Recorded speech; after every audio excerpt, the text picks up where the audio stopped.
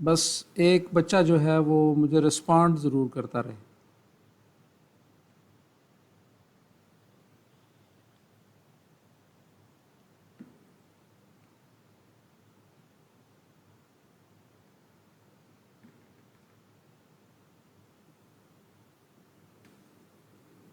Okay जी, औज़ुबिल्लाहि मिनश्शैतानिर्रजीम, बिस्मिल्लाहिर्रहमानिर्रहीम। तो हम लिखते थे मैथ डॉट पावर और आगे जो भी आर्गूमेंट्स देने हैं उसे देते थे, या इसी तरह से दूसरे मैथ के जो मुख्तलिफ मेथड्स हैं उनको हम यूज़ कर सकते थे। लेकिन हम कभी मैथ का कोई ऑब्जेक्ट डिक्लेयर नहीं किया, पहली बात तो ये याद रखें। लेकिन यहाँ पे इस चीज़ को एम्फेसाइज करना इम्पोर्टेंट अभी नहीं है। अभी ये स्लाइड ये बता रही है कि आपने क्लास का नाम लिखा, साथ लिखा डॉट और आगे मेथड का नाम लिख के यूज़ कर लिया। ये आप पिछले सेमेस्टर में करते रहे हैं और यही तरीका हम यूज़ करते रहे to invoke a method in math class. याद रखिएगा ये ऑब्जेक्ट नहीं है, मैथ क्लास की बात हो रही है, मैथ ऑब्जेक्ट की बात नहीं हो रही। तो अब क्वेश्चन आगे ये है, can you invoke get area using circle one dot get area. Circle one is not the name of object, it was the name of the class जो हमने पिछले हफ्ते स्टडी की थी। तो इस क्वेश्चन को आंसर साथ ही दिया हुआ है। The answer is no, but why? कोई बच्चा जवाब देगा? सर, जो हमने लास्ट टाइम क्लास क्रिएट की थी उसमें नॉन स्टैटिक वेरिएबल्स थी, इसीलिए हमने क्लास के नेम के साथ एक्सेस नहीं कर सकते, इसलिए हमें इसका ऑब्जेक्ट चाहिए इसका होता है। मतलब है आपको स्टैटिक का पता है, इसलिए आप ये जवाब दे रहे हैं। मोस्ट ऑफ द क्लास को स्टैटिक वेरिएबल्स के बारे में ज़्यादा नॉलेज नहीं है, तो आपका आंसर ठीक है। बट फ़िलहाल हम इसकी डिटेल में नहीं जाएंगे। स्टैटिक वेरिएबल जब हम पढ़ेंगे तो हम पे डिटेल पढ़ लेंगे। द आंसर इज़ नो, हम ये नहीं कर सकते क्लास का नाम लिख के वो क्लास जो हमने बनाई थी पिछले वीक उसके साथ डॉट लगा के हम उसका मेथड इन्वोक नहीं कर सकते। The answer is no, all the methods used before this chapter are static method. जो आप पिछले सेमेस्टर में यूज़ करते रहे वो स्टैटिक हुआ करते थे, which are defined using static keyword. और get area is non static. हमने जब गेट एरिया बनाया था तो उसके साथ स्टैटिक का कीवर्ड नहीं लगाया था। जैसे स्टैटिक वाइड मेन लिखा था, लिखते हैं हम, तो जो गेट एरिया बनाया था उसके साथ हमने स्टैटिक नहीं लिखा था। गेट एरिया के साथ हमने गालिबन डबल गेट एरिया लिखा हुआ था और उसके साथ स्टैटिक का कीवर्ड यूज़ नहीं किया था। इसलिए अगर स्टैटिक का कीवर्ड यूज़ ना किया हो क्लास को डिक्लेयर करते हुए तो फिर आप उसको उसकी क्लास के नाम के साथ डॉट लगा के इस्तेमाल नहीं कर सकते। क्यों नहीं यूज़ कर सकते, इस पे फिर हम जब स्टैटिक की डिटेल में जाएंगे तो बात करेंगे। तो हम बात कर रहे थे स्टैटिक मेथड्स की। अगर स्टैटिक मेथड डिक्लेयर्ड ना हो तो फिर हम इसे क्लास के वेरिएबल क्लास के नाम के साथ डॉट लगा के यूज़ नहीं कर सकते।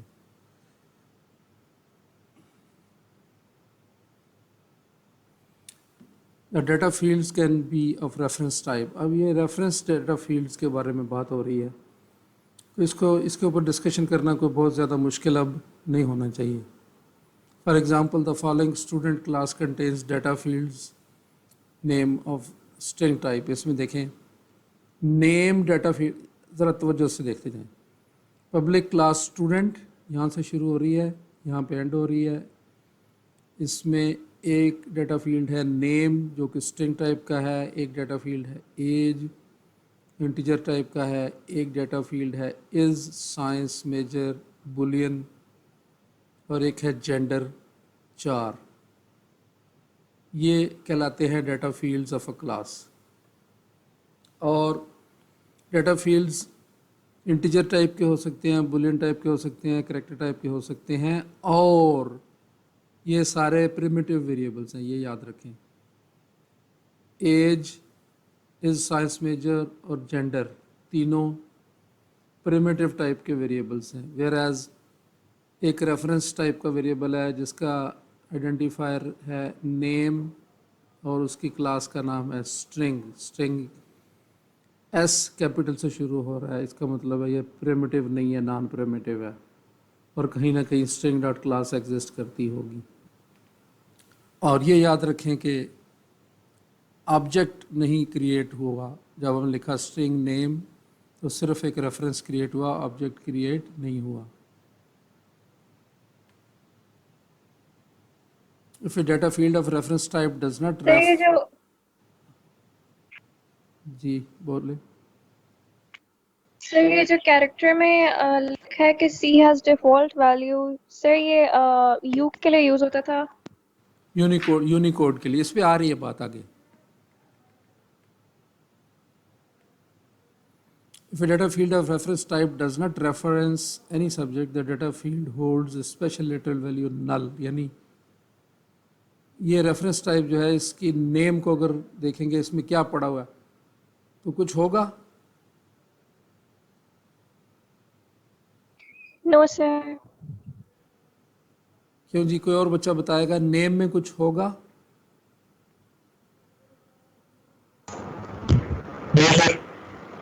आपका माइक बहुत खराब है। एज में कुछ होगा? No sir. एज में कुछ होगा? सर उसकी डिफॉल्ट वैल्यू होगी वो डिफ़ॉल्ट वैल्यू क्या है? आप यहाँ से पढ़ के बता रहे 0। हैं? अच्छा, यहाँ से देख रहे हैं आप, चलें ठीक है। तो जब आपने कहा ना नेम में कुछ नहीं होगा, तो ये चीज़ ठीक नहीं है टेक्निकली।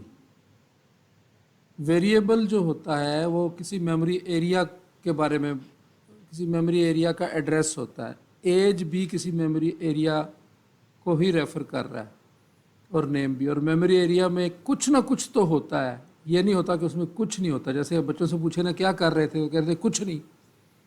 मैं कहता हूँ कुछ तो कर रहे थे, खड़े हुए थे, लेटे हुए थे, सोच रहे थे, कुछ कर रहे नहीं, कुछ नहीं कर रहा था। तो नेम में ये नहीं है कि कुछ नहीं होगा, होगा कुछ, चाहे ज़ीरो ही क्यों ना हो, चाहे कोई अननोन वैल्यू हो, ठीक है। तो मेमोरी में ऐसा नहीं होता कि मेमोरी में कुछ नहीं है। आपको पता होना चाहिए टेक्निकली क्या है। तो यहाँ पे जो एम्फेसिस है वो इसी बात पे है कि जो मेंबर वेरिएबल्स होते हैं, चाहे रेफरेंस वेरिएबल हैं चाहे प्रिमिटिव टाइप के हैं, उनकी डिफ़ॉल्ट वैल्यूज़ ये होती हैं। नेम में नल होता है, एज और जो प्रिमिटिव वैल्यूज़ हैं उनमें बेसिकली मुख्तलिफ़ चीज़ें होती हैं। जैसे एज में ज़ीरो होता है, यानी इंटीजर में, बुलियन में फॉल्स होता है, और जो 4 टाइप वेरिएबल है उसमें स्लैश यू, ये यू होता है यूनिकोड को रिप्रेजेंट करने के लिए। यू इज़ फॉर यूनिकोड, इस तरह आस्की कोड है, इस तरह यूनिकोड है, उसमें 0 पड़ा हुआ है। तो असल में जो समझने की बात है कि जब आप कोई चीज़ इसमें नहीं डालते तो हर एक में 0 पड़ा हुआ है। जब नेम में 0 होगा तो it is represented with null. Age में 0 होगा, इट विल बी 0। अगर एज साइंस मेजर में 0 होता है बाय डिफ़ॉल्ट, तो 0 जो है वो फॉल्स 0 को रिप्रेजेंट करता है। और अगर जेंडर में 0 है तो उसको रिप्रेजेंट हम करते हैं स्लैश यू 0000, यूनिकोड 0, ठीक है। तो यहाँ पे बात हो रही थी स्ट्रिंग की या किसी भी रेफरेंस टाइप के वेरिएबल की, तो उसमें क्या होगा, नल।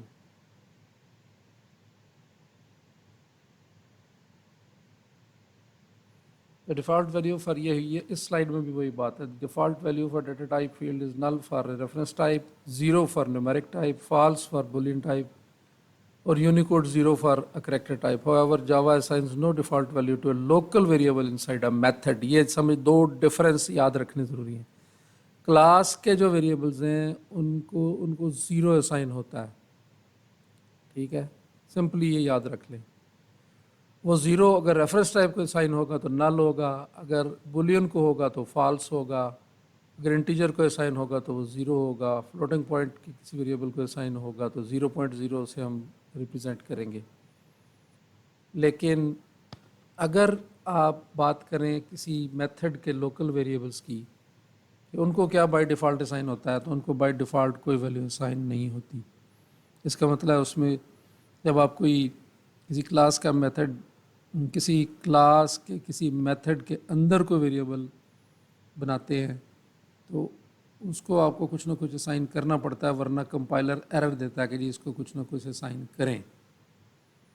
और मेथड के वेरिएबल्स जैसे मेन आपने बनाया, मेन मेथड यहाँ से शुरू हो रहा है, यहाँ पे एंड हो रहा है, इसमें हम लिखा student, student is equal to new student करना ज़रूरी है,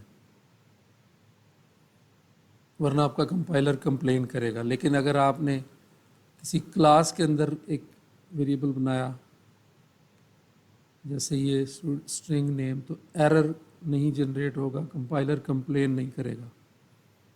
एनी कन्फ्यूजन?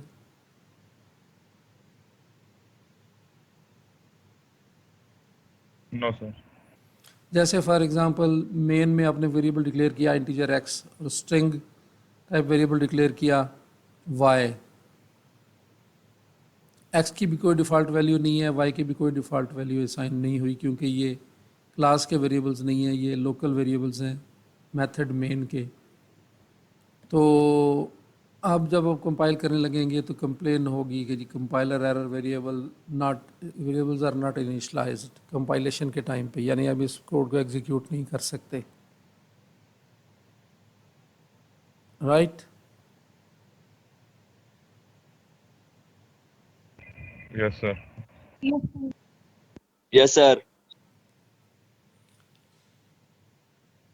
इस पे भी हम बात कर चुके, difference between variables of primitive type and object type. तो फॉर्मली अब देख लेंगे जो प्रिमिटिव टाइप का वेरिएबल है, फॉर एग्जांपल आपने डिक्लेयर किया इंटीजर आई, तो ये मेमोरी का एरिया है, इसका नाम बन गया आई, और आपने असाइन कर दिया इसमें 1, तो इस मेमोरी एरिया में 1 चला गया। जब आप कोई ऑब्जेक्ट टाइप का वेरिएबल डिक्लेयर करते हैं, जैसे हमने सर्कल सी डिक्लेयर किया, तो भी मेमोरी का एक एरिया एलोकेट हुआ और उसका नाम बन गया सी, राइट? और इसमें कुछ भी नहीं पड़ा हुआ, it's not referring to any other memory area. तो ये पिक्चर जहन में रखते जाएं कि जब आप किसी क्लास का वेरिएबल डिक्लेयर करते हैं तो जो वेरिएबल बनता है, because it has to refer to some other memory area, तो इसकी जो वैल्यू होती है, यानी सी की जो वैल्यू है वो रेडियस नहीं है, सी की वैल्यू है, सी की वैल्यू सर्कल भी नहीं है टेक्निकली। सी की वैल्यू वो है जो यहाँ पे चीज़ पड़ी होगी, और यहाँ पे क्या चीज़ पड़ी होगी जब पड़ी होगी। तो अभी तो यहाँ पे कुछ नहीं पड़ा हुआ, बिकॉज यहाँ पे लिखा सर्कल सी, बस तो खाली है। फिर बाद में जब आप उसे न्यू सर्कल करते हैं तो उस टाइम पे मेमोरी के किसी दूसरी एरिया में एक ऑब्जेक्ट क्रिएट होता है सर्कल नाम का, जिसमें रेडियस बाय डिफ़ॉल्ट 1 जाता है, क्योंकि इसको आर्गूमेंट हमने पास नहीं किया। मतलब ये तो इसका इनहेरेंट बिहेवियर नहीं है, ये हम उसी कोड को रेफ़र कर रहे हैं जो हमने पिछले क्लास में क्रिएट किया था, जिसको हमने नो आर्गूमेंट कंस्ट्रक्टर दिया था और उसमें हम 1.0 स्टोर कर रहे थे। तो जब आप इस तरीके से एक न्यू सर्कल बनाएंगे तो ऑब्जेक्ट क्रिएट होगा, और असाइनमेंट स्टेटमेंट की वजह से, क्योंकि उसमें असाइनमेंट स्टेटमेंट है circle C is equal to new circle, इसका रेफरेंस यहाँ पे आ जाएगा। और फिर सी, ये जो सी वेरिएबल है ये इसको रेफर करने लग जाएगा, ये जो एरो है ये रेफरेंस है, राइट? Any confusion?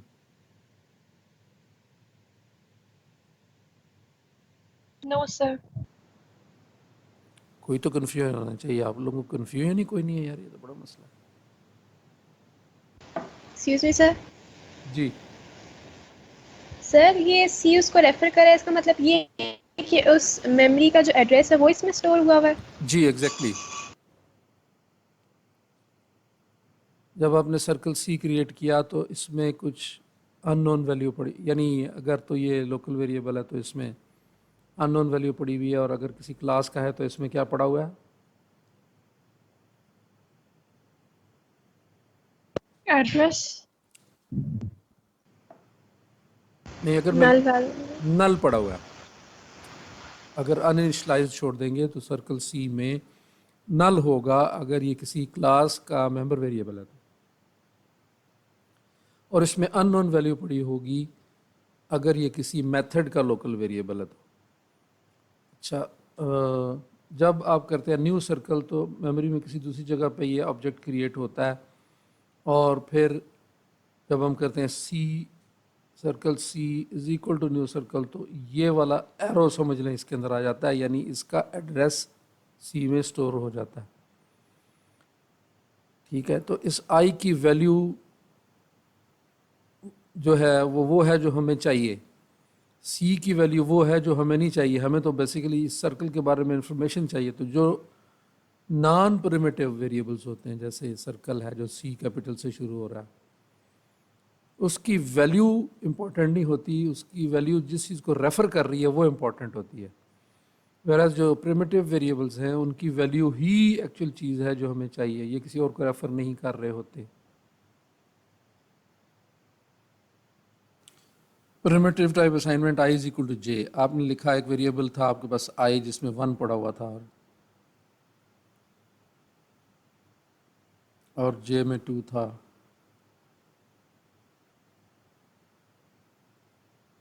जब आपने किया आई इज इक्वल टू जे, अच्छा आई में 1 था, जे में 2 था, और ये असाइनमेंट है इसके एग्जीक्यूशन के बाद, क्योंकि हमने कहा whatever is there in J should be copied into I और असाइंड इनटू आई। तो आई मॉडिफाई नहीं हुआ, आई में तो 2 ही रहा, लेकिन जे में इसके कंटेंट्स कॉपी हो गए, जे में आई के कंटेंट्स कॉपी हो गए।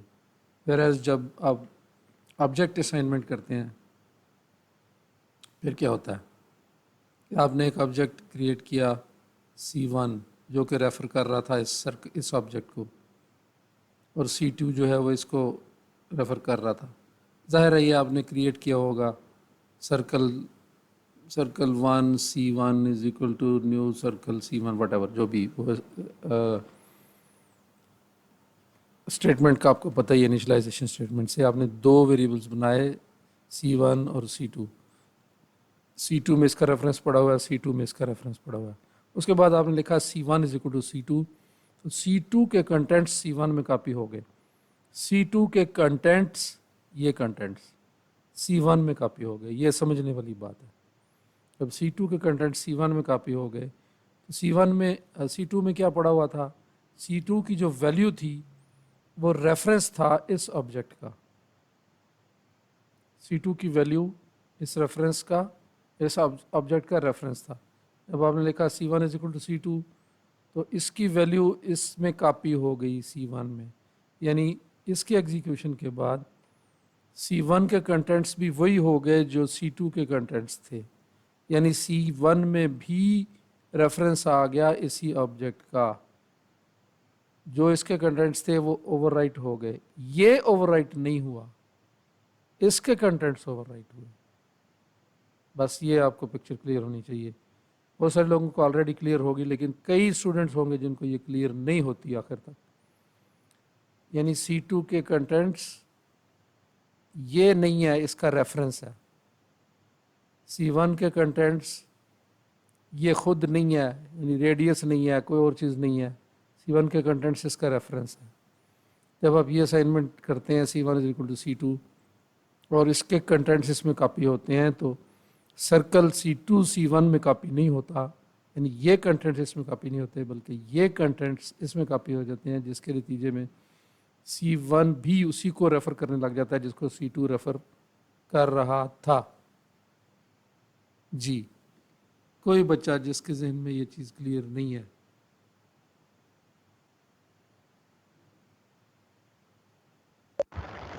सर जो C1 और C2 दोनों C2 को पॉइंट करेंगे जी, तो जो ओरिजिनली C1 था वो गार्बेज में चला जाएगा। Of course. ये देखें क्रॉस लगा हुआ है, ये एरो, ये रेफरेंस था, ये क्रॉस हो गया, यानी ये भूल गया।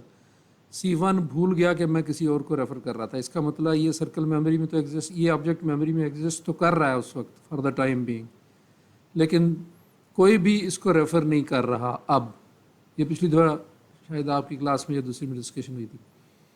अब समझिए लें कि ये असाइनमेंट करने के बाद ये वाला जो ऑब्जेक्ट है इसके 2 रेफरेंसेस हैं। C1 भी इसका रेफरेंस है, C2 भी इसको रेफ़र कर रहा है। ये दोनों C1 और C2 इसी को रेफ़र कर रहे हैं, राइट? Yes sir. जिस बच्चे ने क्वेश्चन पूछा था वो ज़रा मेरे से बात करें। जी सर। कि C1 और C2 अब दोनों इसको रेफ़र कर रहे हैं और कोई भी रेफरेंस इस ऑब्जेक्ट को रेफ़र नहीं कर रहा।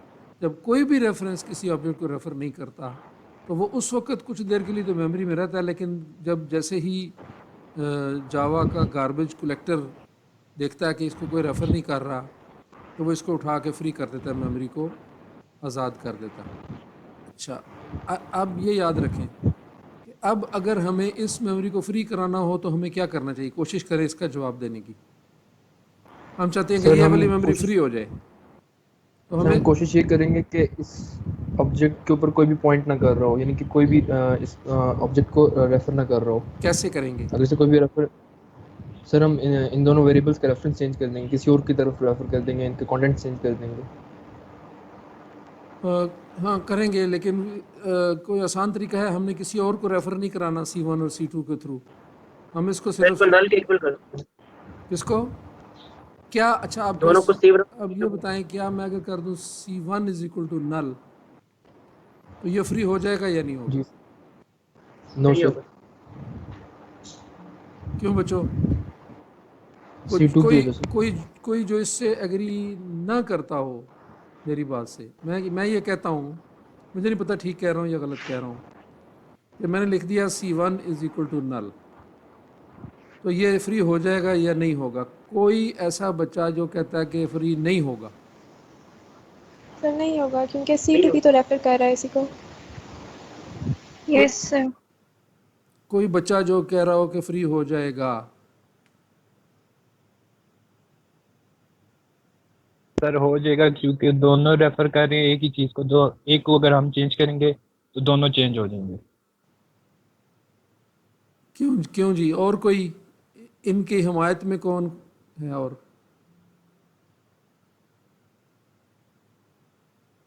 Who is in favour of this comment के जी C1 अगर नल कर देते हैं हम तो C2 भी नल हो जाएगा, या जो भी रेफरेंसेस इसको रेफर कर रहे हैं वो सारे खुद ब खुद नल हो जाएंगे या नहीं होंगे? जो जो कहते हैं कि हो जाएंगे वो कौन है? कोई और है? सर नल नहीं होंगे सारे रेफरेंस, सिर्फ C1 ही होगा। अच्छा, ज़रा प्लीज़ रेज योर हैंड्स जो कहते हैं कि ये फ्री नहीं होगा। एक को फ्री करने से मैं हैंड्स देख लूँगा तो ऐसा हो जाएगा मुझे।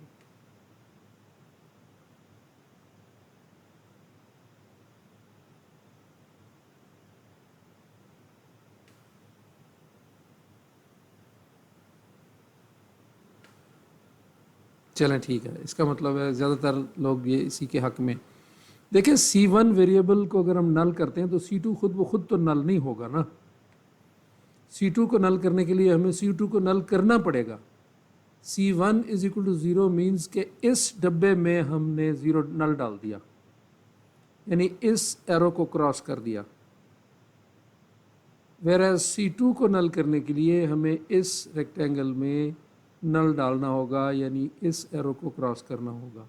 और इसी तरह अगर 10 रेफरेंसेस इसको रेफ़र कर रहे हैं तो we will have to make individually each reference equal to null.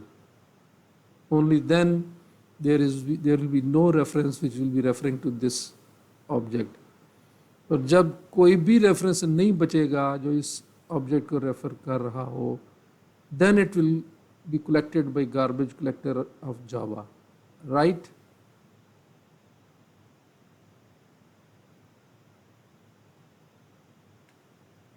Ji hello. Yes sir. जी चलें आगे चलते हैं, मेरे ख्याल में यही बात यहाँ हो रही है। सर एक और चीज़ मैंने पूछनी थी कि सर ऐसा हो सकता है जो हमने C1 की वैल्यू डिक्लेयर की थी तो ये परमानेंटली वही हो गई थी, ऐसा हो सकता है हम टेम्पररी स्टोर कराएं कि मतलब फॉर एग्जांपल एक लूप में जैसे कि उसकी वैल्यू C2 के इक्वल ही हो लेकिन उसके बाद फिर वो उसकी वैल्यू वापस वही हो के पहले थी, C1 कुछ रीसेट वाला। C1 क्या चीज़? नहीं रीसेट रीस्टोर नहीं कर सकते। Okay sir. अगर देखें रिस्टोर का मतलब यह है कि जिस तरह आप बात कर रही हैं कि अनडू हो जाए रन टाइम पे, ठीक है। अगर आपका मतलब अनडू टाइप एक्शन से है तो वो पॉसिबल नहीं है। जैसे हम एडिटर में अनडू करते हैं तो पिछली वैल्यू आ जाती है, ऐसा ही है ना। सर मेरा मतलब ये है कि टेम्पररीली वो मतलब ना स्टोर हो, लेकिन कुछ टाइम के लिए, उसके बाद वो किसी एक एक्शन को परफॉर्म करके मतलब वही वैल्यू उसकी जो इनिशियल थी वो हो जाए। वही अंडू ही हुई ना। आप कह रहे हैं कि अंडू का एक्शन हो सकता है या नहीं हो सकता। आप देखें स्लेट, पता नहीं आप लोगों ने यूज़ की है या नहीं की, जिसके ऊपर चाक से लिखते थे, ठीक है। आपने चाक, एग्जैक्टली। वाइट बोर्ड, चलें वाइट बोर्ड कर लें। वाइट बोर्ड पे एक अगर मैं रेक्टेंगल बनाऊं छोटी सी, उसके अंदर लिखूं 1, उसके बाद 1 को मैं हटा दूं और उसी जगह 2 लिख दूं, तो अब 1 कैसे वापस आएगा जब तक मैं 1 वापस लिखूंगा नहीं, ठीक है। Okay sir. तो मेमोरी भी, कंप्यूटर की रैम भी ऐसे ही है कि उसमें इलेक्ट्रिकली कोई नंबर स्टोर्ड था, बाद में आपने इलेक्ट्रिकली वहाँ पे दूसरा नंबर स्टोर कर दिया, तो अब वो दूसरा स्टोर हो गया, पिछला तो गया, ख़त्म हो गया। अगर आपने दोबारा उसे रेफ़र करना है तो आपको खुद से किसी तरह से वहाँ पे रेफरेंस डालना होगा, दोबारा वापस नहीं आ सकता। हाँ, इसको इस तरह से ये कह सकते हैं आप कि जब क्रिएशन करते हुए इसका नाम फ़र्ज़ करें था, नाम तो नहीं था, अब तो ये भूल गया, क्योंकि जब ये क्रॉस हुआ ना, जब आपने लिखा C1 is equal to C2, तो ये चीज़ मेमोरी में है लेकिन हमारे पास इसका कोई रेफरेंस नहीं रहा। जब इसका कोई रेफरेंस नहीं रहा तो इसको हम रीस्टोर नहीं कर सकते, there is no way to restore it. हमें फिर एक नया सर्कल ऐसा बनाना पड़ेगा जिसका रेडियस 5 होगा और उसका रेफरेंस इसमें डालना पड़ेगा। समझ रहे हो, ये अच्छी डिस्कशन है। या फिर आपको ये करना पड़ेगा, क्योंकि C1 is being overwritten due to this assignment statement, you will have to copy the value of C1 into some temporary location. For example, you will have to create circle 1 temp is equal to C1. Got it? पहले आप, sir यानी हम temporary में उसकी value store करा रहे हैं और उसके बाद हम उसको रेफर कर देंगे C1 को टेम्पररी से। हाँ, टेम्परेरी से आपको खुद से रिस्टोर करना पड़ेगा, क्योंकि अगर टेम्परेरी में स्टोर करा देंगे तो temp will become reference of this object and it will not go into garbage. Cross नहीं होगा, क्रॉस तो हो जाए, क्रॉस हो जाएगा, लेकिन it will not go into garbage, it will not be collected by garbage because temp will be temporarily pointing to this object. अच्छा, अब जब रिस्टोर करना है तो आप C1, ओके सर। बाद में आप C1 is equal to temp कर देंगे, बात खत्म, ठीक है। बाकी सब लोग भी साथ हैं इस डिस्कशन के या नहीं? Yes sir. यानी रिस्टोर करने का और कोई तरीका नहीं होता, आपने खुद उसको रिस्टोर पॉइंट क्रिएट करके रखना है, क्योंकि जैसे ही किसी ऑब्जेक्ट के रेफरेंसेस ख़त्म हुए तो वो ऑब्जेक्ट रिलीज़ हो जाएगा, वो दोबारा से आप उसको किसी कहीं से रिकवर नहीं कर सकते। अदरवाइज आप उसके रेफरेंसेस नल ना होने दें तो फिर वो रहेगा। चलें आगे चलते हैं। As shown in previous figure, after the assignment statement C1 is equal to C2, C1 points to the same object referenced to by C2. The object previously referenced by C1 is no longer referenced. This object is known as garbage. Garbage is automatically collected by JVM. If you know that the object is no longer needed, you can explicitly assign null to a reference variable for the object. अगर आप उसे छोड़ना चाहते हैं और release करना चाहते हैं उसकी मेमोरी, तो आप उसे उसके सारे रेफरेंसेस को नल कर दें या उनको कहीं और पॉइंट करा दें। अगर आप वेरिएबल्स को नल नहीं करना चाह रहे तो आप उसको उस ऑब्जेक्ट से कम हटा लें। ऐसे तरीके से हटाएं कि उस ऑब्जेक्ट के ऊपर कोई भी रेफरेंस रेफर ना कर रहा हो, तो वो फिर गार्बेज कलेक्टर कलेक्ट कर लेगा।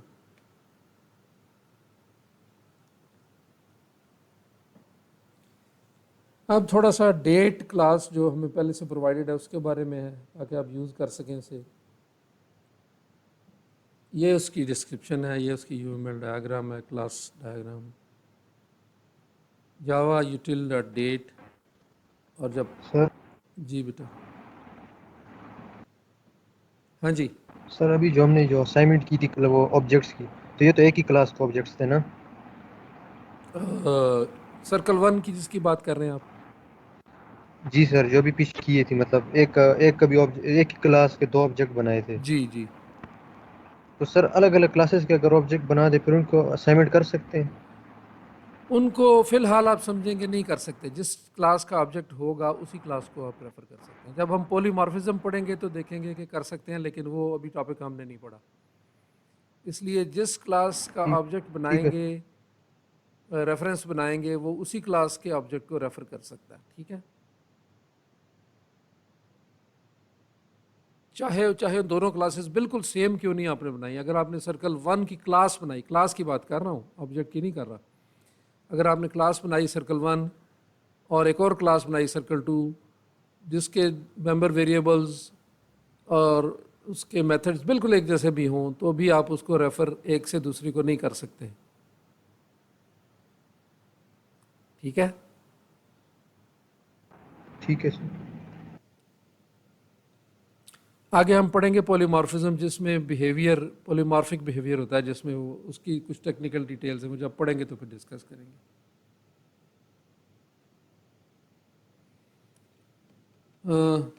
आपको डेट चाहिए, system independent encapsulation of data. ये सिस्टम इंडिपेंडेंट का क्या मतलब है? सिस्टम इंडिपेंडेंट के 2-3 मतलब ले सकते हैं आप, कि आप एप्पल की मशीन पे चलाएं या विंडोज़ की मशीन पे चलाएं, या आप अगर फ़र्ज़ करो एंड्रॉयड पे चला लें, तो डेट बिल्कुल इसी फॉर्म में आपको डेट का ऑब्जेक्ट मिल जाएगा, डेट की क्लास मिल जाएगी। एक बात। दूसरे, यूनिक्स पे चलाएं, लिनक्स पे चलाएं, विंडोज़ पे चलाएं, मिनिक्स पे चलाएं, इथिक्स पे चलाएं, पीसॉस पे चलाएं, किसी रियल टाइम सिस्टम पे चलाएं जिस पे जावा इम्प्लीमेंटेड है और उसमें डेट अवेलेबल है, तो डेट की क्लास के उसी तरह के मेथड्स और वही फॉर्मेट आपको मिल जाएगा। ये मतलब सिस्टम इंडिपेंडेंट का। ठीक है, यानी इसका बिहेवियर ना हार्डवेयर चेंज होने से चेंज होता है और ना ही ऑपरेटिंग सिस्टम चेंज होने से चेंज होता है। System independent encapsulation of date and time in Java. अब हो सकता है कि बैक एंड पे मशीन में जो स्टोर हुई हुई है डेट, उसका फॉर्मेट किसी और फॉर्म में हो, ऑपरेटिंग सिस्टम ने पता नहीं उसे कैसे स्टोर किया हुआ है एक मशीन पे जिसके अंदर इंटेल का प्रोसेसर लगा हुआ है और ऑपरेटिंग सिस्टम विंडोज़ है। या आप अगर एप्पल पे चले जाएं तो वहाँ पे हो सकता है हार्डवेयर वाइज किसी और तरीके से डेट और उसके ऑपरेटिंग सिस्टम में स्टोर की हुई हो। लेकिन जब आप जावा यूटिल डॉट डेट दोनों पे यूज़ करेंगे तो आपको एक ही फॉर्मेट में एग्जैक्ट डेट मिल जाएगी। डेट जो है उसके मेथड्स और उसके फॉर्मेट सेम हो जाएगा। You can use the date class to create an instance of current date and time and use its toString method to return date and time as a string. अब ये देख लें ज़रा, थोड़ी सी UML भी साथ साथ सीखते जाए। The plus sign indicates public modifier. ये प्लस लगा हुआ है डेट के साथ, इसका मतलब है जो डेट का मेथड है वो पब्लिकली एक्सेसिबल है। ये दोनों स्पेशल हैं। क्यों? कोई बता सकता है कि ये मेथड और ये मेथड स्पेशल हैं क्यों? ये भी तो मेथड सर वो है। कंस्ट्रक्टर्स हैं। हाँ, ये दोनों, इन दोनों के नाम वही हैं जो कि क्लास के नाम है, तो ये दोनों कंस्ट्रक्टर्स हैं। और ये दोनों मेथड्स हैं, एक्सेसर मेथड इन्हें कहते हैं, ये भी पब्लिक है। इसके साथ भी प्लस लगा हुआ है, जिनके साथ प्लस लगा हुआ है वो पब्लिकली एक्सेसिबल है। कुछ मेथड्स ऐसे भी होते हैं जिनको जो पब्लिकली एक्सेसिबल नहीं होते, वो प्राइवेट मेथड्स होते हैं। अभी हमने पढ़ा नहीं है, पढ़ेंगे तो देखेंगे उनके साथ माइनस लिखा हुआ है कि ये पब्लिकली एक्सेसिबल नहीं है। यानी आप जो यूज़र ऑफ डेट क्लास है उसको वो एक्सेसिबल नहीं होते जिनके साथ माइनस लिखा हुआ होता है। हो सकता है आपके जहन में क्वेश्चन आए तो फिर उनका फ़ायदा क्या, वो फ़िलहाल क्वेश्चन को जहन में रहने दें। फ़िलहाल ये जहन में रखें जिनके साथ प्लस लिखा हुआ होता है उनको डेट क्लास का यूज़र यूज़ कर सकता है। तो toString का जो मेथड है अगर आप कॉल करें तो आपको प्रिंटेबल स्ट्रिंग की फॉर्म में डेट और टाइम मिल जाएगा। ठीक है, जिस फॉर्म में आप उसे प्रिंट कर सकते हैं।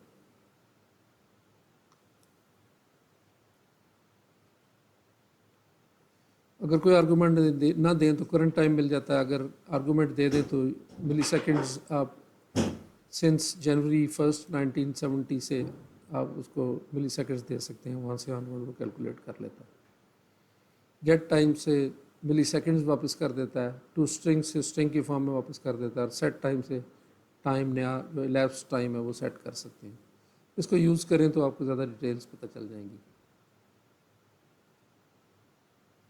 जो टू स्ट्रिंग का मेथड है वो आपको इस फॉर्म में स्ट्रिंग वापस करता है, सन मार्च 9/13:50:19 EST 2003, और इसे आप फिर प्रिंट कर सकते हैं। अच्छा, इसी तरह से आपने math.random तो यूज़ किया पिछले सेमेस्टर में कई जगहों पे, और बड़ा यूज़फुल मेथड है वो, लेकिन रैंडम की क्लास इंडिपेंडेंट भी मौजूद है, इसीलिए इसको अलग से डिस्कस किया हुआ है। क्लास का नाम है रैंडम, इसका कंस्ट्रक्टर्स, दो किस्म के कंस्ट्रक्टर्स मौजूद है, एक विदाउट नो आर्गूमेंट कंस्ट्रक्टर है, एक लॉन्ग आर्गूमेंट कंस्ट्रक्टर है। ये इसको सीड दिया हुआ है।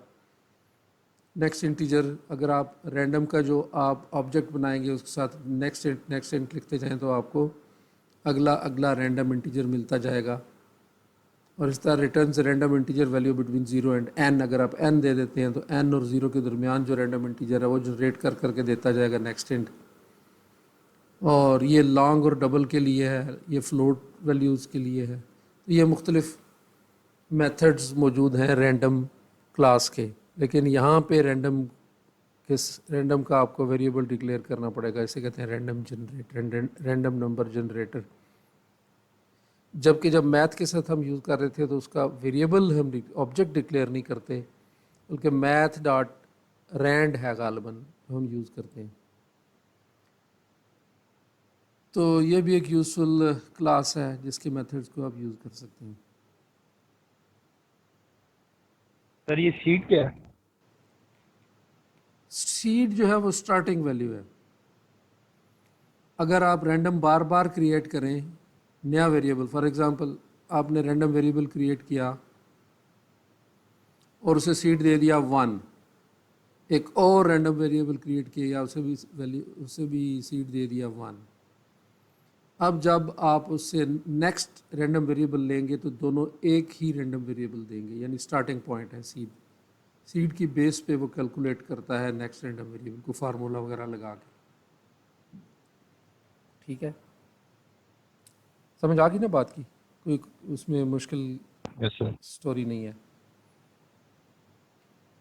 इसकी एग्जांपल शायद यहाँ पे उसने दी हुई भी है, जैसे ये रैंडम 1 एक वेरिएबल डिक्लेयर किया जिसका ऑब्जेक्ट न्यू रैंडम से क्रिएट किया और उसको हमने आर्गूमेंट दिया हुआ 3 सीड के तौर पे।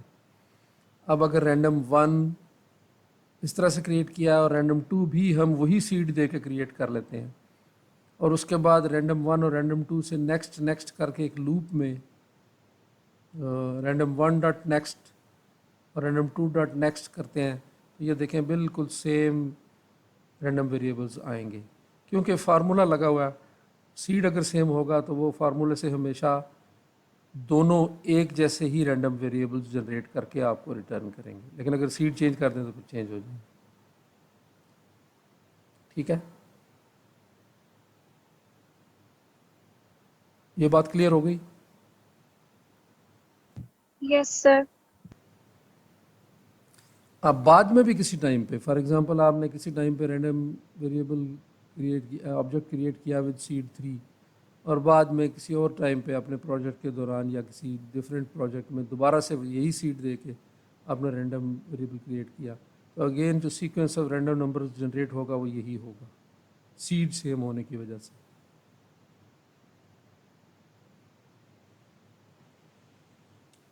यहाँ पे रैंडम क्लास का थोड़ा सा इंट्रोडक्शन था। अब ये देख लें कि यहाँ पे मैथ क्लास की तरह विदाउट डिक्लेयरिंग एन ऑब्जेक्ट और क्रिएटिंग एन ऑब्जेक्ट हम रैंडमली जनरेट कर रहे हैं, बल्कि हमें उसका ऑब्जेक्ट क्रिएट करना पड़ रहा है। क्योंकि हम ऑब्जेक्ट ओरिएंटेड की तरफ मूव कर रहे हैं तो रैंडम क्लास का इंट्रोडक्शन इसलिए उन्होंने यहाँ पे दिया कि देखें यहाँ पे हमने वेरिएबल क्रिएट किया है रैंडम का, रैंडम 1 एंड रैंडम 2, और फिर रैंडम 1 डॉट नेक्स्ट इंट और रैंडम 2 डॉट नेक्स्ट इंट हमने करके नहीं यूज़ किया। देन गुई भी इसी तरह से है कि गुई की क्लासेस भी मौजूद है जिनको यूज़ करके हम आसानी से काम कर सकते हैं। अब ये जहन में देखते जाएं कि आप रैंडम की क्लास को यूज़ करेंगे तो आपको नहीं पता उस क्लास के अंदर है क्या, लेकिन आप उसे यूज़ कर सकते हैं। कैसे इम्प्लीमेंटेड है आपको नहीं पता, आपको ये बताया गया कि ये सीड दे देंगे, सीड पे क्या फार्मूला है, अंदर क्या उसकी लॉजिक इम्प्लीमेंट हुई हुई है, यू डोंट नो। लेकिन आप उसे यूज़ कर सकते हैं। इसे कहते हैं इंफॉर्मेशन हाइडिंग। क्लास आपके पास मौजूद है, आप उसे यूज़ भी कर रहे हैं, लेकिन आपको उसकी इम्प्लीमेंटेशन डिटेल्स नहीं पता। जैसे इंजन की एग्जांपल्स देना मुझे फेवरेट है मेरा। गाड़ी में इंजन लगा हुआ है, आप उस इंजन को निकाल देते हैं, उसकी जगह पर दूसरा लगा देते हैं। उस गाड़ी के इंजन के अंदर क्या है, कैसे पिस्टन्स काम करते हैं, पावर जनरेशन कैसे होती है, आपको अक्सरियत को नहीं पता, क्योंकि आपने इंजन जनरेट नहीं किया, आपने नहीं बनाया, लेकिन आप उसे यूज़ तो करते हैं। मैकेनिक को शायद उसकी इनर डिटेल्स का पता ही नहीं होगा, लेकिन वो उसे यूज़ करता है। एक इंजन निकाल के दूसरा इंजन लगा देता है, वो इंजन को खोलने की ज़रूरत ही नहीं, उसे जानने की ज़रूरत नहीं है अंदर है क्या। सिर्फ उसके इंटरफेस, ये टर्मिनोलॉजी ऑब्जेक्ट ओरिएंटेड की यूज़ करके इंजन की एग्जांपल्स के थ्रू मैं आपके साथ बात कर रहा हूँ, ताकि आपके जहन में पिक्चर क्लियर होती जाए। इंजन के सर इंटरफेसेस, हाइडिंग का फायदा क्या? इंजन के इंटरफेसेस अगर एक जैसे होंगे तो एक इंजन को निकाल के दूसरा इंजन उसकी जगह पे फिट किया जा सकेगा। मैं आपकी बात का जवाब बाद में देता हूँ। अगर एक इंजन के इंटरफेसेस पुराने इंजन से एग्जैक्टली मैच करते होंगे तो इंजन को निकाल के दूसरा इंजन फिक्स किया जा सकता है, लेकिन अगर इंजन के इंटरफेसेस दूसरे पुराने इंजन से मैच नहीं करते तो फिर उसे रिप्लेस नहीं किया जा सकता। यानी ये नहीं हो सकता कि एक गाड़ी जो बिल्कुल डिफरेंट मॉडल की हो उसका इंजन निकाल के दूसरे इंजन में फ़िट किया जा सके, क्योंकि उनके इंटरफेसेस डिफरेंट होते हैं। हो सकता है उसकी लीवर्स जो बाहर निकले हुए हैं वो कहीं और हों, और जो जिसे कभी फिट करना है वो कहीं और एक्सपेक्ट कर रहा है, तो उनको फिट इन नहीं किया जा सकता। इसको कहते हैं इंटरफेस। इसी तरह से जो क्लासेस के इंटरफेसेस होते हैं वो अगर सेम हैं तो आप एक क्लास को निकाल के उसकी जगह पे दूसरी क्लास फिट इन कर सकते हैं, लेकिन अगर दोनों के इंटरफेसेस सेम नहीं है तो फिर उन्हें फिट इन करना मुश्किल है। although you don't know inner details of any object। ये किसी का माइक ऑन हो गया, प्लीज़ ऑफ कर दें, शोर आ रहा है। अच्छा, अब क्वेश्चन पूछा था किसी ने कि उसका फ़ायदा क्या है। उसका फ़ायदा ये है कि इंजन को इंडिपेंडेंट ऑफ द कार बनाना, उसको टेस्ट करना, उसको डिबग करना, उसे इम्प्रूव करना पॉसिबल है, नंबर 1। नंबर 2, अगर इंटरफेसेस सेम हैं तो एक इंजन बिल्कुल उसी तरह का दूसरा engine internally different but externally same बनाया जा सकता है और रिप्लेस किया जा सकता है। ठीक है, तो इंजन को इम्प्रूव करना पॉसिबल है अगर वो एनकैप्सुलेटेड है, उसको बाकी गाड़ी को चेंज करने की ज़रूरत ही नहीं पड़ेगी, आप एक इम्प्रूव्ड इंजन उसके अंदर लगा देंगे। ठीक है, ठीक है सर। इसी तरीके से क्लासेस में भी, जावा प्रोग्रामिंग में भी है। एक आपने क्लास बनाई, बाद में आपने उसे इम्प्रूव कर दिया, जैसे किसी क्लास की प्रिसिजन इम्प्रूव कर दी, किसी की और प्रॉपर्टीज़ इम्प्रूव कर दी, और किसी पुराने प्रोजेक्ट के अंदर उसे फिट इन कर दिया, नंबर 1। नंबर 2 ये कि आपको जब नज़र नहीं आ रही चीज़ें उसके अंदर इम्प्लीमेंटेशन डिटेल्स, तो आप उनके साथ छेड़खानी नहीं कर सकते। जिसने बनाई थी वही उसे चेंज कर सकता है, तो डिबगिंग करना, उसे मेंटेन करना आसान हो जाता है और रीयूजेबिलिटी बढ़ जाती है ऑब्जेक्ट ओरिएंटेड प्रोग्रामिंग के थ्रू। जैसे किसी फ़र्ज़ करें सॉफ्टवेयर कंपनी ने एक क्लास बनाई और आपने उसे यूज़ करके एक प्रोजेक्ट बिल्ड कर लिया, बाद में उस कंपनी ने जिसने वो क्लास बनाई हुई थी अपनी ही क्लास का एक इम्प्रूव्ड वर्जन दे दिया, तो आपके लिए कोई मसला नहीं है, आपका प्रोजेक्ट फिर भी चलता रहेगा, क्लास चेंज हो जाएगी। जो दूसरी कंपनी ने क्लास इम्प्रूव की है वो आप यूज़ कर लेंगे, बस आपको अपने कोड में कोई मॉडिफिकेशन की ज़रूरत ही नहीं पड़ेगी।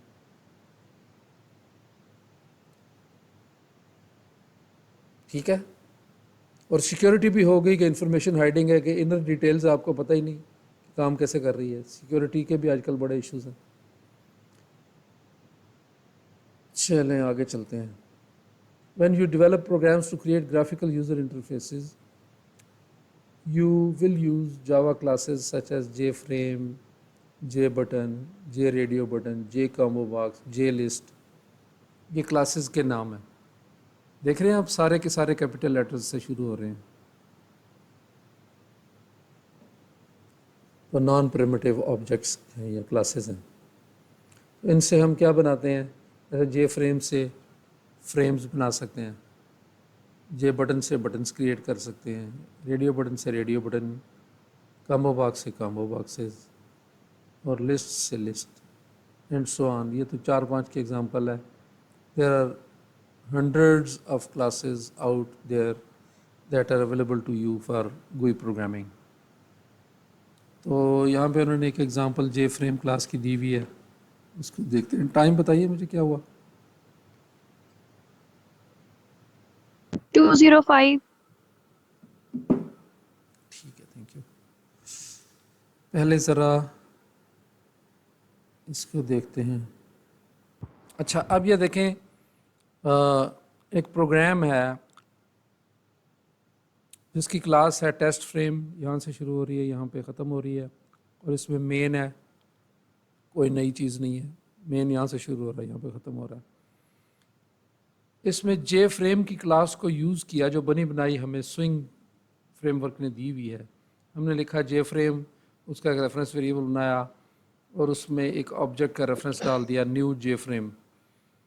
अच्छा, अब ये देखें, न्यू JFrame से नया ऑब्जेक्ट बन गया और फ्रेम 1 में इनिशलाइज हो गया। फिर उसके बाद आप विंडोज़ का टाइटल उसका सेट करते हैं। यहाँ पे जो ऊपर टाइटल नज़र आ रहा था, सेट टाइटल का एक मेथड JFrame ने प्रोवाइड किया हुआ। तो आपने लिखा frame1.setTitle Windows 1, उसका साइज सेट किया, विड्थ और हाइट, उसकी लोकेशन के विंडोज़ में स्क्रीन पे कहाँ पे नज़र आना है, 200x100।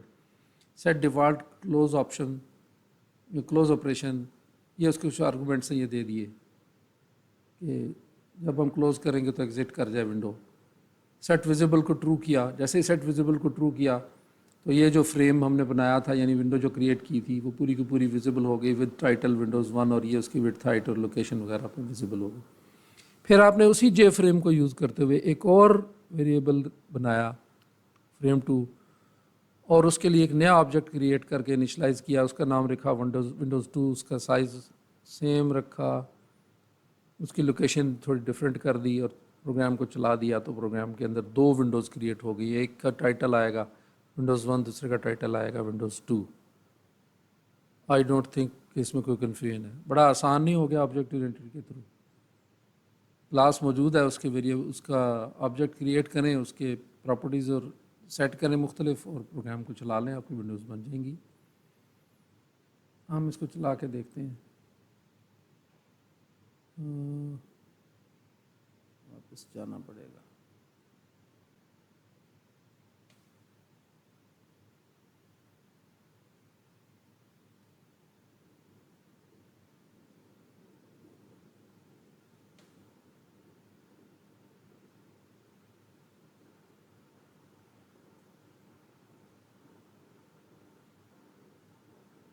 अच्छा, आप इस प्रोग्राम को रन करते हैं। ये पावर पॉइंट नज़र आ गई ना वापस आपको? Yes sir. इसको जी। रन करते हैं, ये भी फिर नज़र नहीं आएगी, फिर मुझे चेंज करनी पड़ेगी।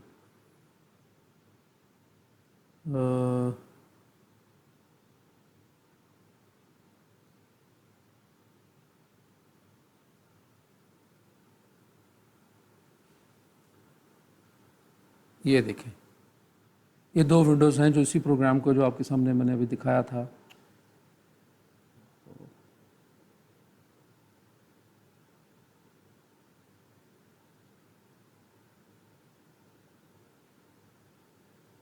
सर ये जो एम्प्टी विंडोज नजर आ रही हैं, जी एम्प्टी विंडोज़ नज़र आ रही हैं आपको? नज़र आ रही हैं ना अभी? Yes sir. मुझसे गुम हो गई हैं। कहाँ गई?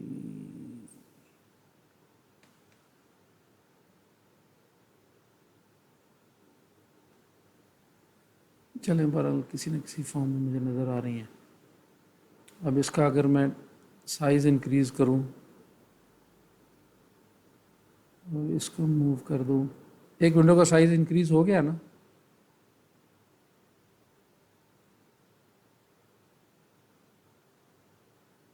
विंडोज का साइज इंक्रीज हुआ? Yes sir. ये देखें, ये इसके टाइटल के अंदर इसमें लिखा हुआ है विंडोज़ 1, जो सेट टाइटल था उसके थ्रू विंडोज़ 1 लिखा हुआ था। ये स्लाइड आपको स्लाइड में देखें तो स्लाइड में भी नज़र आएगा, सेट टाइटल विंडोज़ 1 किया था, और दूसरी जो विंडो थी उसका सेट टाइटल विंडोज़ 2 किया था। तो ये वही दो विंडोज़ हैं जो उसी प्रोग्राम से जे फ्रेम के थ्रू हमने क्रिएट किए। फ्रेम 1 डॉट सेट टाइटल, ये फ्रेम 1 है, ये फ्रेम 2 है। ठीक है, इस तरह से विंडोज़ क्रिएट हो जाएंगी।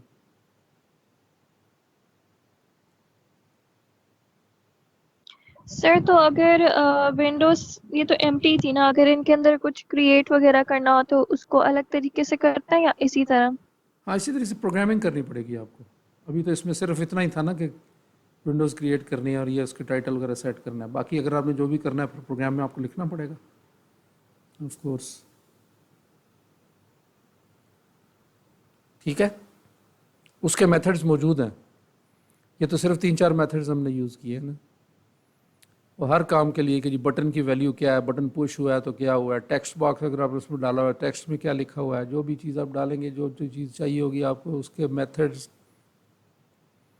फ्रेम 1 और फ्रेम 2 के साथ डॉट लगाने से विजिबल हो जाएंगे और आप यूज़ कर सकेंगे। But slow and steady wins the race. आहिस्ता आहिस्ता आगे चलते हैं, देखते हैं क्या होता है। अब ये देखें, इस कोड को ट्रेस भी किया हुआ उसने, और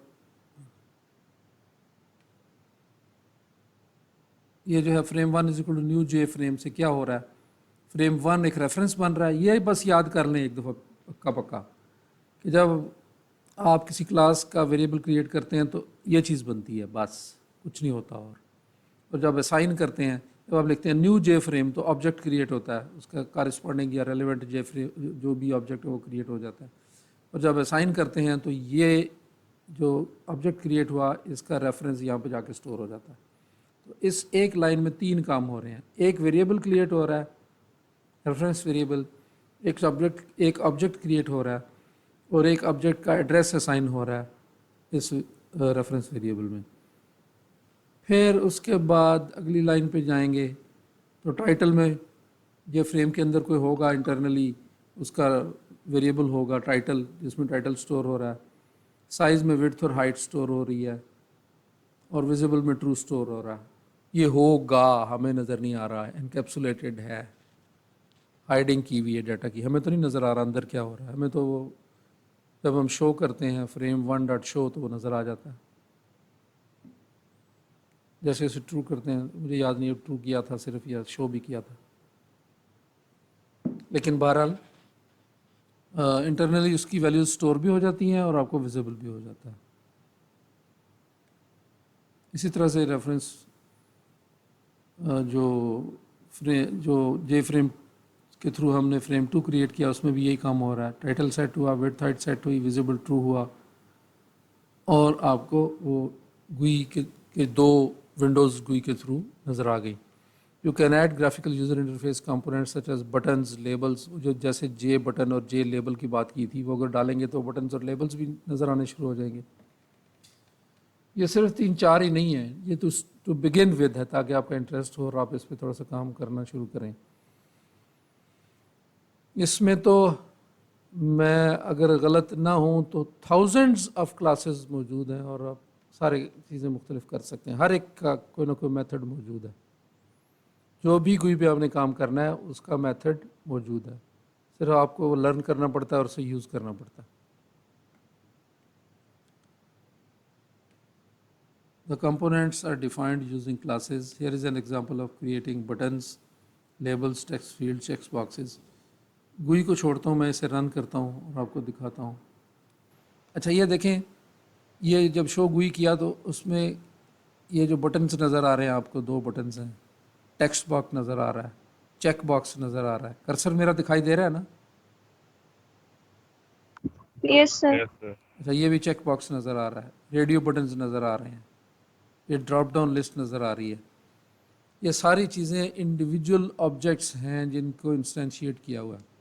बटन का इंस्टेंस क्रिएट करेंगे तो ये नज़र आ जाएगा। दूसरे बटन का के साथ टेक्स्ट आपसे बताएंगे कि उस बटन में टेक्स्ट क्या लिखना है। ओके लिखना है तो ओके का बटन आ जाएगा, कैंसिल है तो कैंसिल का बटन आ जाएगा। इनकी जो फंक्शनैलिटी है, क्या फंक्शनैलिटी होगी वो आपने डालनी होती है, वो लर्न करना पड़ेगा, वो आहिस्ता आहिस्ता लर्न किया जाएगा जैसे जैसे हम प्रोग्रेस करेंगे ऑब्जेक्ट ओरिएंटेड प्रोग्रामिंग में आगे आगे, वैसे वैसे आप उसका कोड उसके बिहाइंड जो चल रहा था वो आप कर सकेंगे, अभी नहीं कर सकेंगे। तो लेकिन ये है कि ये एक ऑब्जेक्ट है।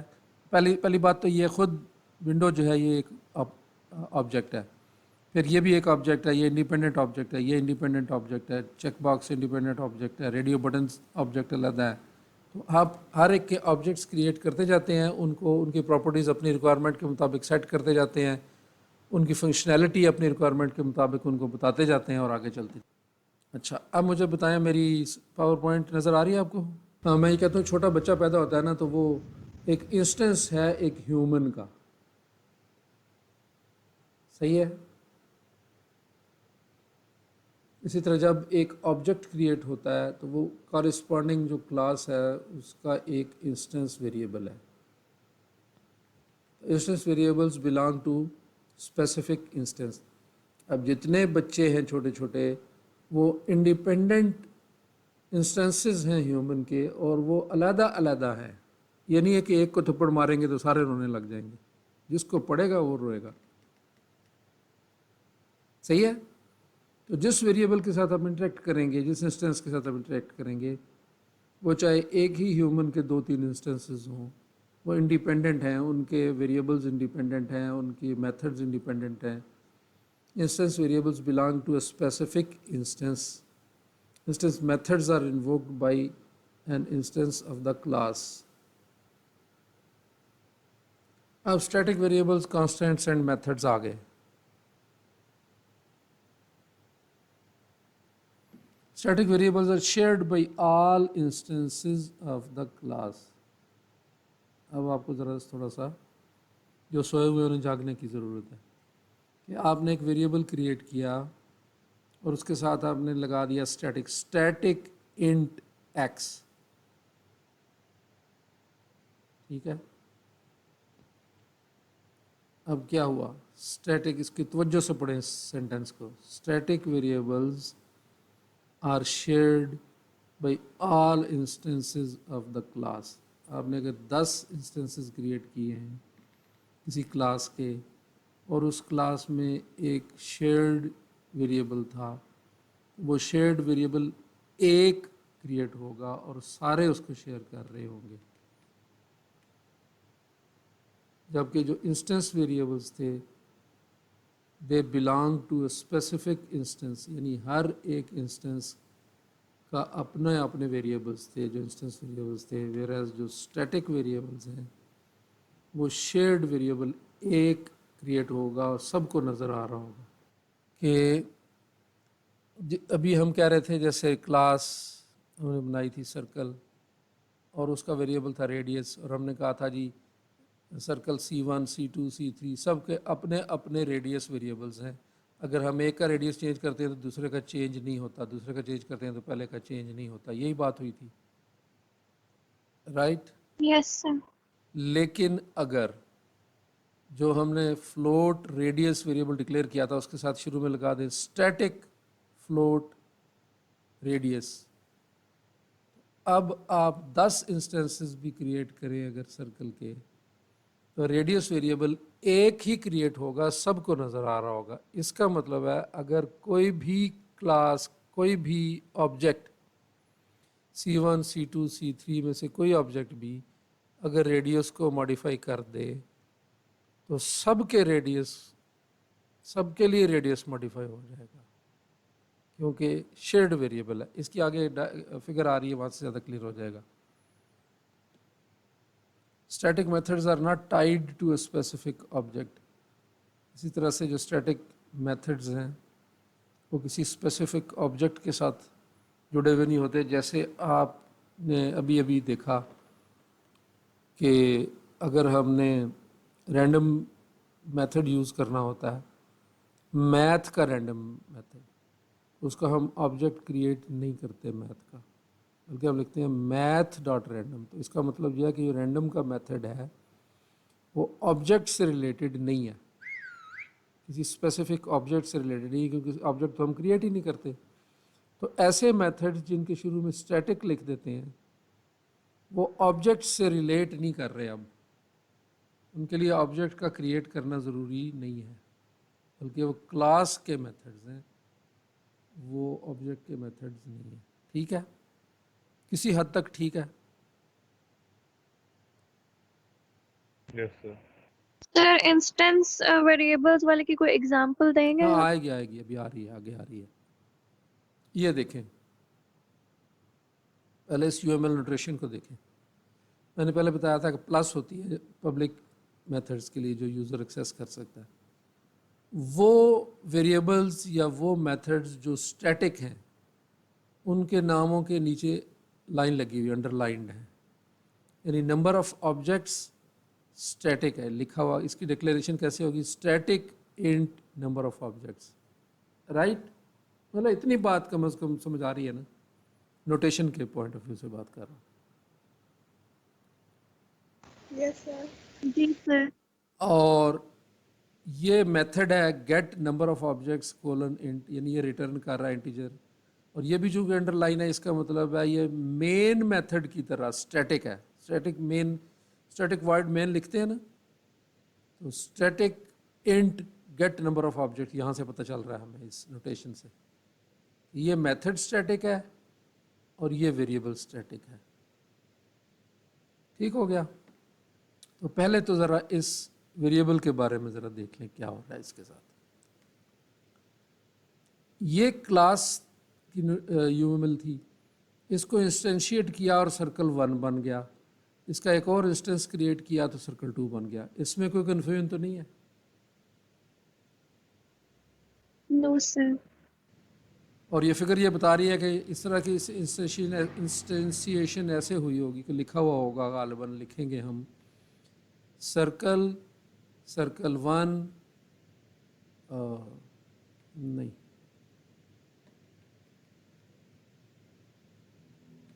हाँ हम लिखेंगे circle 1 is equal to new circle और उसका रेडियस दे देंगे, ऐसे लिखेंगे तो सर्कल 1 बनेगा। Yes sir. Circle 1 is equal to new circle और आगे ब्रैकेट में कुछ नहीं डालेंगे तो 1.0 रेडियस में चला जाएगा, डिफ़ॉल्ट कंस्ट्रक्टर उसका कॉल हो जाएगा तो उसका। और अगर हम दे देंगे circle 2 is equal to new circle, radius का 5 दे देंगे तो ये बन जाएगा। तो 2 ऑब्जेक्ट्स इस तरीके से क्रिएट हो जाएंगे, राइट। अब जो नंबर ऑफ ऑब्जेक्ट्स वेरिएबल है वो एक क्रिएट हुआ अकेला। ये ज़रा समझ लें डायग्राम में क्या हो रहा है। जब आपने लिखा रेडियस इक्वल टू 1 तो इसका अपना रेडियस था, उसमें 1 स्टोर हो गया। जब आपने लिखा रेडियस, जब आपने इसको इंस्टेंशिएट किया तो इसका रेडियस वेरिएबल अपना था, इसमें 5 स्टोर हो गया। इसमें तो कोई कन्फ्यूजन नहीं है। सर्कल 1 का रेडियस वेरिएबल अपना था, उसमें 1 स्टोर हो गया। जब सर्कल 2 क्रिएट हुआ और उसमें लिखा रेडियस इक्वल टू 5 तो वो 1 ही रहा और ये 5 हो गया। ठीक है, because this radius belonged to circle 1 and this radius belonged to circle 2, right? Yes sir. बाकी सब लोग एग्री कर रहे हैं, इससे कोई कन्फ्यूजन तो नहीं है इसमें? नहीं सर। Yes sir, agreed. अच्छा, अब अगर एक वेरिएबल हम डिक्लेयर कर इनिशियलाइज कर रहे हैं number of objects is equal to 2, यहाँ पे 1 होना चाहिए। अच्छा ठीक है, यहाँ नंबर ऑफ ऑब्जेक्ट्स एक वेरिएबल है और यहाँ पे भी नंबर ऑफ ऑब्जेक्ट्स एक और वेरिएबल है और इसको डिक्लेयर किया हुआ है सर लेकिन वो अंडरलाइन हुआ है तो वो स्टैटिक वेरिएबल है स्टैटिक एक, और वेरिएबल है, दूसरा स्टैटिक वेरिएबल है। यही मुझे बात कंप्लीट कर लेने दें। ये चूंकि अंडरलाइन है तो स्टैटिक है और स्टैटिक की एक कॉपी बनती है। ये एक कॉपी बनी, ये वेरिएबल है जो क्रिएट हुआ मेमोरी में। एक 2 रेडियस की तरह 2 नंबर ऑफ ऑब्जेक्ट्स नहीं बने, एक बना। इसको भी वही नज़र आ रहा है, इसको भी वही नज़र आ रहा है। इसीलिए यहाँ पे आप देख रहे हैं एक लाइन है जो दोनों के साथ कनेक्टेड है। अगर आप circle 1 dot number of objects करेंगे तो भी यही रेफर होगा, और circle 2 dot number of objects करेंगे तो ये भी रेफर होगा। इसलिए अगर आप लिखें circle 1 dot number of objects is equal to 3 करते हैं, फ़र्ज़ करें, बाद में अपने कोड में लिखते हैं आप circle 1 dot number of objects is equal to 3, तो यहाँ पे 3 हो जाएगा। उसका मतलब ये हुआ कि ये भी 3, इसको भी 3 नज़र आएगा, इसको भी 3 नज़र आएगा, क्योंकि ये एक ही वेरिएबल के दो नाम हैं। ये समझने की ज़रूरत है। सर अभी आपने कहा था कि जो अंडरलाइन हुए हैं वो स्टैटिक वेरिएबल्स हैं, तो जो जी। सर्कल 1 के ना नंबर ऑफ ऑब्जेक्ट्स लिखा हुआ है वो अंडरलाइन नहीं हुआ हुआ, तो इसका मतलब वो इंस्टेंस वाला है। वो इंस्टेंस वाला है, ऑफ कोर्स। ये इंस्टेंस की यूएमएल नोटेशन तो है ना। सर ऐसे कैसे हुआ कि लाइक नंबर ऑफ ऑब्जेक्ट्स की जो दो कॉपीज बनी थी, एक स्टैटिक थी और नहीं एक नहीं इंस्टेंस वाली थी, नहीं फिर नहीं भी नहीं उनकी नहीं नहीं वैल्यूज नहीं सेम? नहीं नहीं नहीं, गलत कंफ्यूज कर रही हैं आप। यहाँ पे कोई कॉपी नहीं बनी थी, ये तो सिर्फ उसका डिज़ाइन है। यहाँ पे कॉपी थोड़ी बनी थी, ये तो क्लास की डायग्राम है। जब सर क्लास नहीं, मैं कह रही हूँ जो नंबर ऑफ ऑब्जेक्ट्स के आगे जो 2 जिसमें वैल्यू आई है वो कॉपी बनी है, तो वो दोनों डिफरेंट वेरिएबल्स की नहीं टाइप नहीं से नहीं copy- नहीं नहीं नहीं नहीं, रुकें। पहले आप करेंगे circle 1 is equal to new circle, करेंगे जब सर्कल 1 क्रिएट Yes, करेंगे तो कोड में ये लिखा हुआ होगा ना, circle 1 is equal to new circle and that's it, right. yes sir. अब उसमें हो सकता है आपने लिखा हुआ number of objects is equal to 1 लिखा होगा ना, अंदाज़ा हो रहा है ना इस चीज़ से कि वहाँ लिखा आपने number of objects is equal to 1। ये नहीं है अभी, ये अभी एग्जिस्ट नहीं कर रहा, सिर्फ आपने सर्कल 1 क्रिएट किया, राइट। Yes sir. और फिर आपने सर्कल 2 क्रिएट किया और उसमें लिखा, उसके कोड में आपने इम्प्लीमेंट किया हुआ है कि number of objects is equal to 2। जैसे रेडियस इज इक्वल टू, यहाँ पे लिखा था रेडियस इज इक्वल टू 1, उसमें लिखा था radius is equal to 2, radius is equal to 5। ठीक है। अब आपने क्या किया कि जब सर्कल 1 क्रिएट किया तो आपने लिखा circle 1 dot number of objects is equal to 1। यहाँ नज़र नहीं आ रहा, लेकिन समझ आ रही है मेरी बात की जो मैं बता रहा हूँ, आप एग्री कर लेना यस सर। कि मैंने लिखा circle 1 dot number of objects is equal to 1, क्योंकि एक ऑब्जेक्ट क्रिएट हुआ है। ठीक है सर। बाद में मैंने सर्कल 2 क्रिएट किया और उसका रेडियस 5 सेट किया और लिखा circle 2 dot number of objects is equal to 2। ठीक है। Okay sir. तो जो इसको नज़र आ रहा था वो चूंकि ये नज़र आ रहा था, इसको नज़र आ रहा है वो भी यही है, क्योंकि ये स्टैटिक वेरिएबल है। और अगर 10 और भी आप सर्कल्स क्रिएट करेंगे तो यही नंबर ऑफ ऑब्जेक्ट्स वाला वेरिएबल विजिबल होगा। जो इसमें वैल्यू पड़ी है वो सबको वही नज़र आ रही होगी। इसने 1 रखा था तो इसकी इंडिपेंडेंट वैल्यू नहीं थी, इसने 2 कर दिया तो इसके लिए भी 2 ही हो गया। कॉपी अलहदा से नहीं बनी, ये अलहदा कॉपी नहीं है, ये वेरिएबल है। मेमोरी में देखें लिखा हुआ मेमोरी में वेरिएबल कहाँ पे, ये तो नोटेशन है ना, ये तो ऑब्जेक्ट की नोटेशन है। तो सर जो स्टैटिक वेरिएबल की थी वही हर जगह शो होगी? ये स्टैटिक वेरिएबल की एक ही कॉपी बनी हर एक के लिए, एक कॉपी बन गई। अब 10 ऑब्जेक्ट्स भी आप क्रिएट करेंगे तो स्टैटिक वेरिएबल की एक ही कॉपी बनेगी, वही कॉपी नज़र आएगी, नई क्रिएट नहीं होगी। तो सर अगर कोई और ऑब्जेक्ट भी हो और वो भी स्टैटिक वेरिएबल ही हो तो वो भी एक अगर ही कॉपी उसमें भी बनेगी। जितने भी ऑब्जेक्ट होंगे वो एक ही उसकी कॉपी बनेगी? जी बिल्कुल। फॉर एग्जांपल आपने यहाँ पे लिख दिया इंटीजर x और वो स्टैटिक डिक्लेयर कर दिया, तो हमने यहाँ पे लिखा x इज इक्वल टू 2, यहाँ पे लिखा कर दिया उसे x इज इक्वल टू 5। तो जो सबसे आखिर में जो आपने मॉडिफिकेशन की है वही सबको विजिबल होगी, क्योंकि एक ही x की कॉपी यहाँ नज़र आ रही होगी। जो नॉन स्टैटिक वेरिएबल्स होते हैं उनकी कॉपीज़ ऑब्जेक्ट के साथ एसोसिएटेड होती हैं। जितने ऑब्जेक्ट्स हैं उतनी कॉपीज़ बनी हैं। जैसे रेडियस की कॉपी यहाँ पे एक है, एक रेडियस की कॉपी यहाँ पे है। अगर आप 10 सर्कल्स बनाएंगे तो 10 रेडियस की कॉपीज़ बनेंगी, अपनी अपनी होगी। लेकिन ये ऐसे है जैसे कम्युनिटी सेंटर है, कम्युनिटी सेंटर शेयर्ड होता है इसमें सारे यहाँ का। पे ये वही वाली बात आ गई कि लाइक जो इंस्टेंस वाली होगी वो हर एक के लिए अलग होगी, लेकिन जो स्टैटिक वाली है वो सेम हो सकती है सबके लिए। सेम होगी, सकती नहीं है, होती है सेम, ठीक है मतलब होगी। जी, शेयर्ड है। जैसे आप सोसाइटी में रहते हैं ना तो शेयर्ड हैं चीज़ें कुछ, जैसे कम्युनिटी सेंटर शेयर्ड है, डिस्पेंसरी शेयर्ड है, यूँ समझ लीजिए डिस्पेंसरी स्टैटिक वेरिएबल है।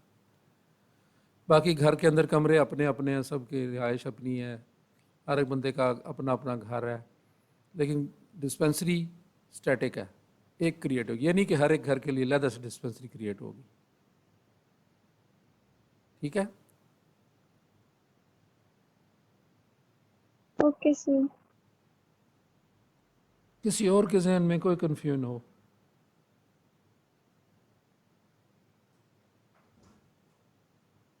जी,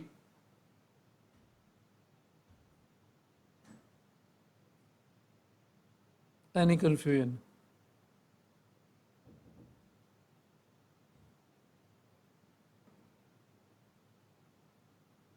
नहीं? सर जी, नो सर।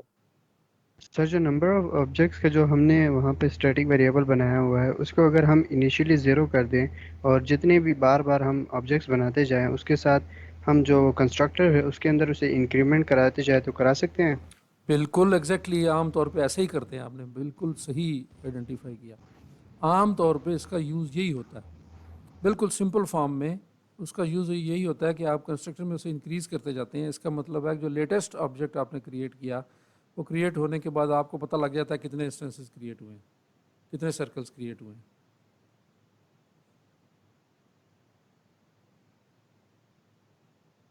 सही है। जी सर। लेकिन उसमें एक कन्फ्यूजन है कि अगर एक ऑब्जेक्ट आपने रिलीज कर दिया तो अब उसको डिक्रीज करने का कोई तरीका, आसान तरीका मौजूद नहीं है। क्रिएशन की काउंट आप ये कह लें कि कितनी दफ़ा ऑब्जेक्ट्स क्रिएट हुए थे, ये काउंट आप कर सकते हैं। कितने ऑब्जेक्ट्स अलाइव हैं और कितने रिलीज हो गए हैं ये काउंट नहीं कर सकते, ठीक है। क्योंकि उसे कहीं ना कहीं फिर डिक्रीमेंट भी करना पड़ेगा ना। जब फ़र्ज़ करें एक ऑब्जेक्ट आपने रिलीज़ कर दिया, नल कर दिया उसके रेफरेंस को, तो वो डिक्रीज़ तो कहीं कर नहीं सकते।